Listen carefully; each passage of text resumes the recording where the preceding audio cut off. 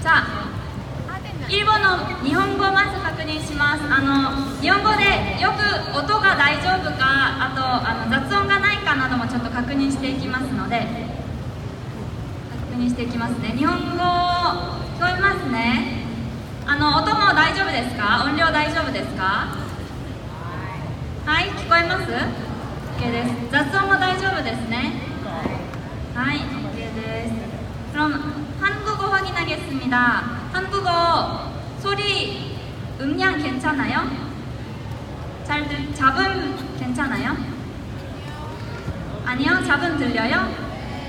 네, 좀 잡음 한번 확인하겠습니다. Chinese. Chinese. Good? Well, you can hear well? Is volume okay? Volume? Fine? 오케이. 그러면 한국어 네. 잡음도 없죠? 이제 괜찮아요? 네. 감사합니다. 그러면 이제 시작해도 되겠죠?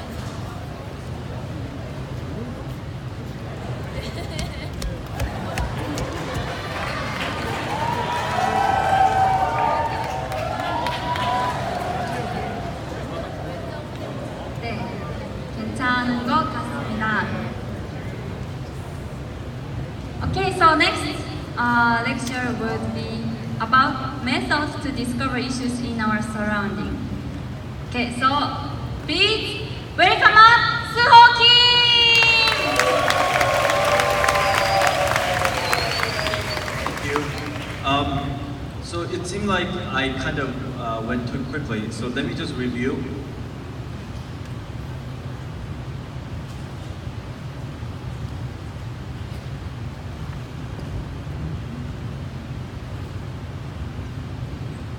Okay, so basically, on a world level, leaders as well as many NGOs and UN realize that there are issues around the world.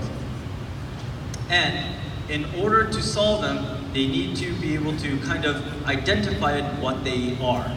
So SDGs are an upgrade from MDGs that were the focus of development for the UN until 2015, and starting 2016 it was upgraded to SDGs that will go on till 2030. Everyone understands? Yes? So SDGs focuses on 17 goals, and it's these 17. But for us who are participating in PDT, we'll focus on 4 topics that is aligned with True Parents focus through Sarak Peace Prize. So first is environment, second is human rights, third is true family values, and fourth is unification of the Korean Peninsula. Everyone understand, right? So we're going to focus on 4 problems. But these 4 problems are related to SDG. Everyone understands?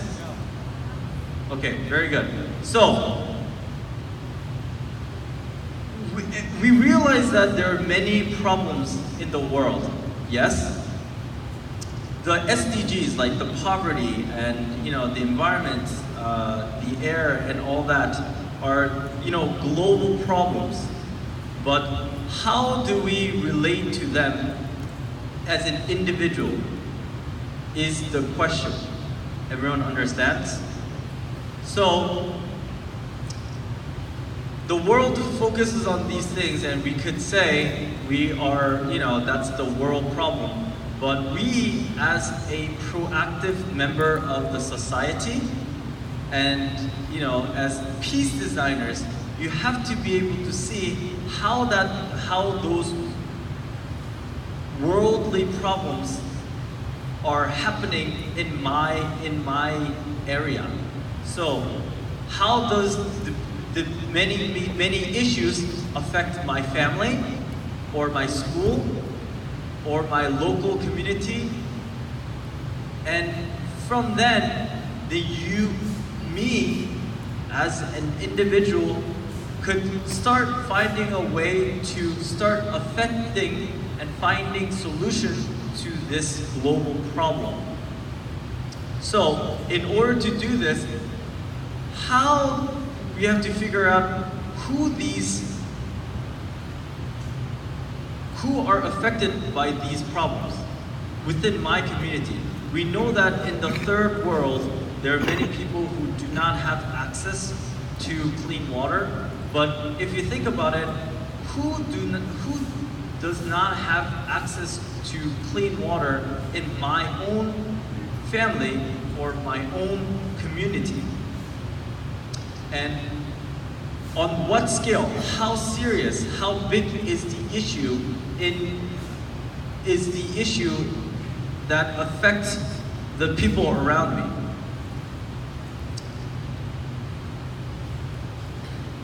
Although we said we will focus in the 4 topics, you have to be able to understand how to categorize the problems that surround us, right? If you look at education, what kind of educational problems are present in my immediate area? So educational opportunities, are there schools around me that provides education that provides education equally? Is it public education or is it private education? If the education is not common, if it is not equal, is there illiteracy? Or is it general education and they miss on certain aspects of education? Is there a digital gap, which means because of lack of funding, some schools receive computers and some schools don't, which means there's an inequality of quality of education. So in terms of environment, we know that there's waste, as in like garbage. There's many waste that pile up, but also waste of energy, biodiversity, and depletion of resources. Pollution. If you think about pollution, we know that the ocean is getting polluted, but how does problems within my community affect the pollution of the ocean? These are the mission. These are the things that you, as an individual, has to start thinking about to be able to tackle the global problems on a local scale. In terms of health, I talked about access to clean water. When I mean clean water, it could mean drinking water, but it could also mean like access to, for like hygiene. So water, bathroom. In terms of food, it's the imbalance of nutrition that could affect your health. So sometimes you only receive too much carbohydrates because that's the most common form of food, which means imbalance could lead to unhealthy children.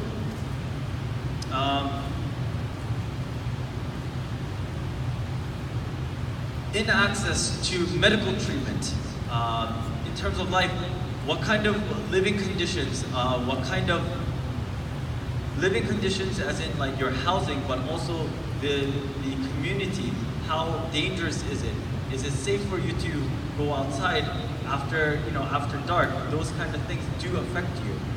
In terms of culture, what kind of cultural barriers are around you? What kind of cultures clash? What kind of difficulties, maybe in terms of history, are there present in your area? What kind of language? And what kind of also effect of well, the internet, but also the effect of the media portrayed within the community could cause issue. And population is a general problem. But even if we break down into these things, we have to be able to focus and we have to be able to break it down into a more specific problems. Because if you approach a population issue, it's very difficult to understand. If you just approach an illiteracy issue, it's very difficult to, tackle that problem. So in terms of these issues, it could be broken down into more solid, more identifiable problems, such as bullying, family discord, and aptitude and career, entertainment culture. Do you understand where I'm getting at?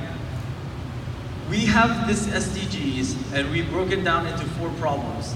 And then within those 4 problems, we have many issues, but we have to narrow down into a problem where we ourselves could start dissecting and to start analyzing, to really start, for us to start to do something about, for us to be proactive about. So, always you have to think about who does this problem concern, how, in what scale it affects the people, and which field it appears in. I keep mentioning this, we are focusing in four topics, but it still relates to who it influences, how it affects people, like within my community. And how can we even break down if we get into more specifics?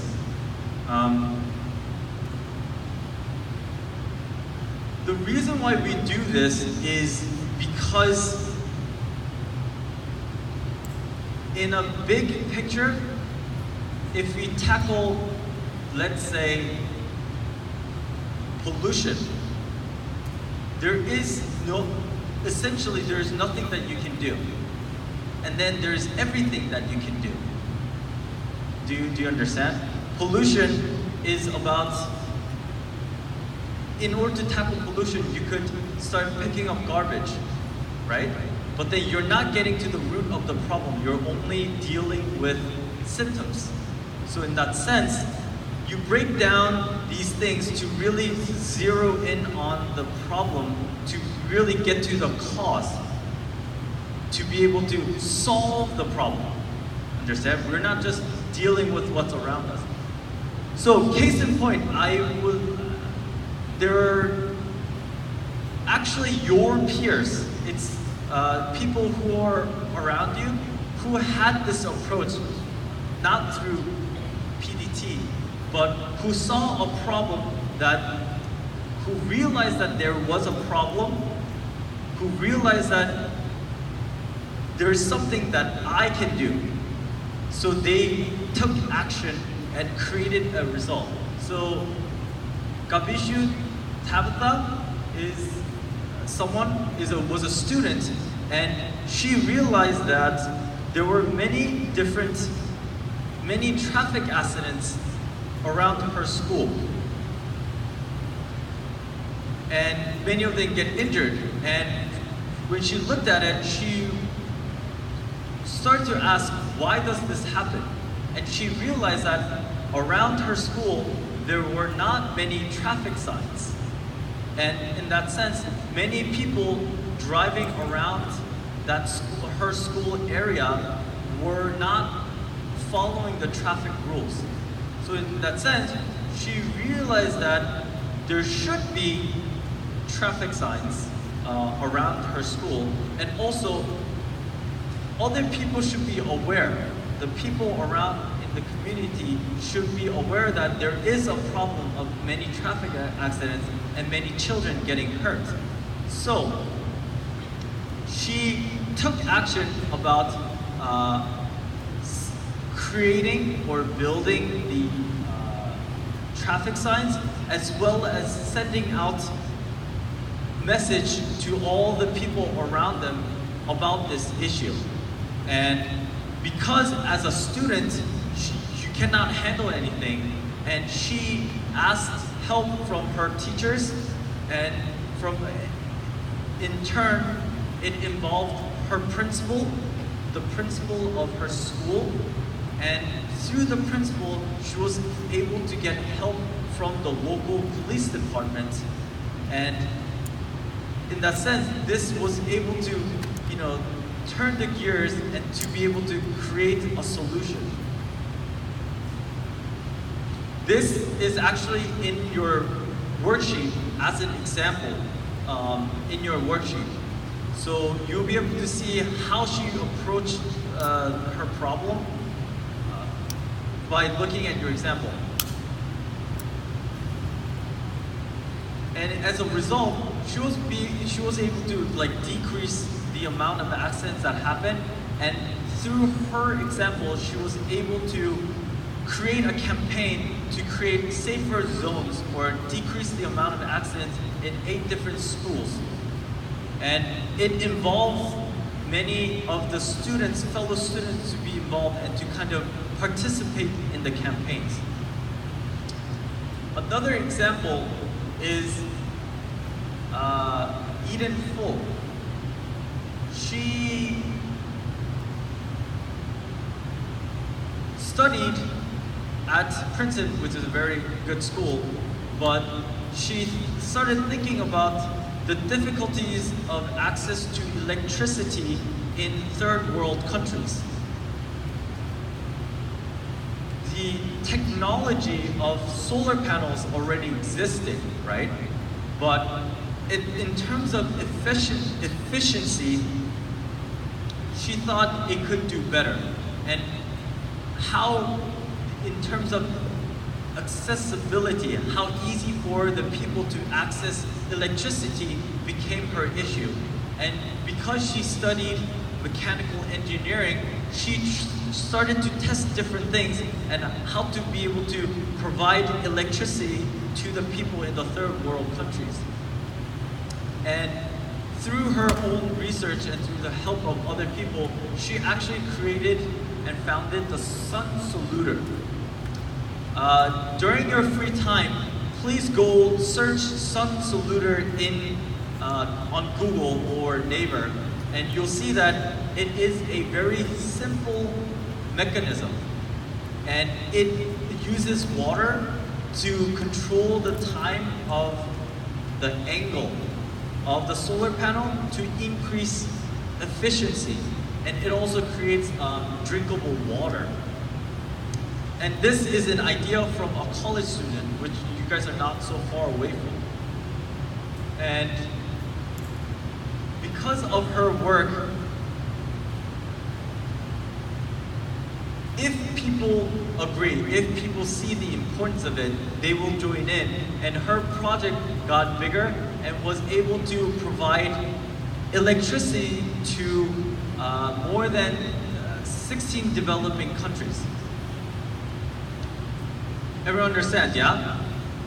So those people, when they saw a problem, they didn't just sit down and just wait until someone solved the problem.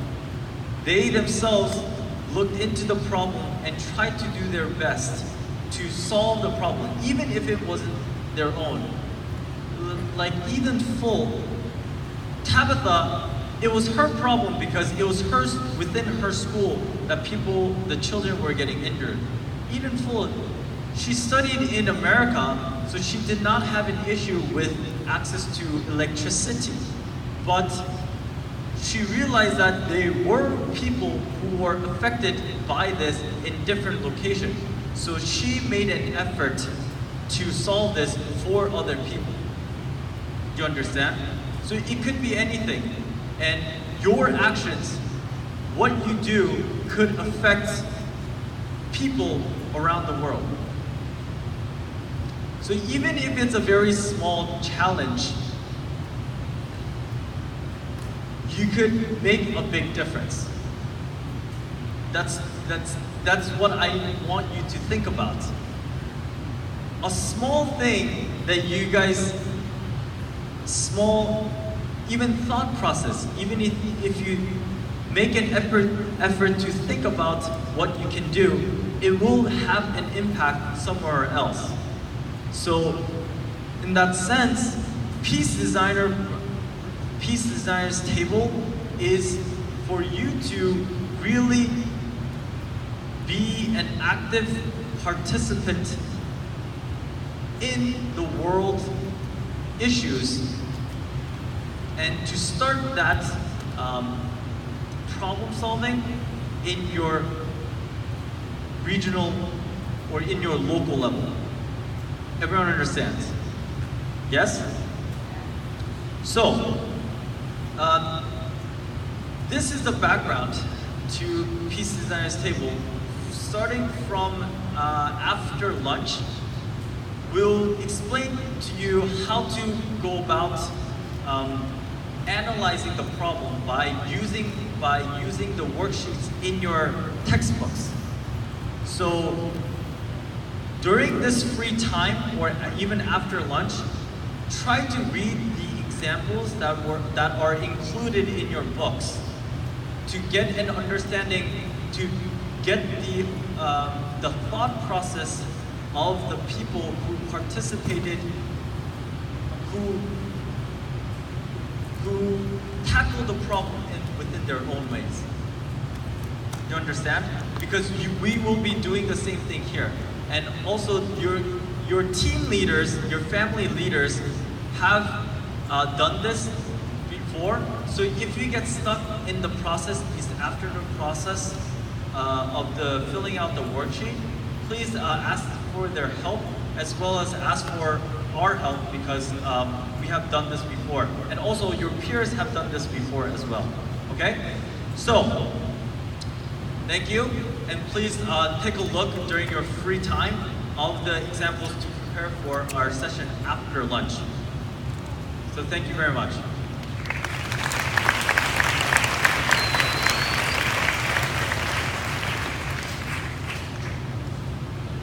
Yeah, use this time to flip through your textbooks to the example parts, because there will be one about Tabitha in your sample.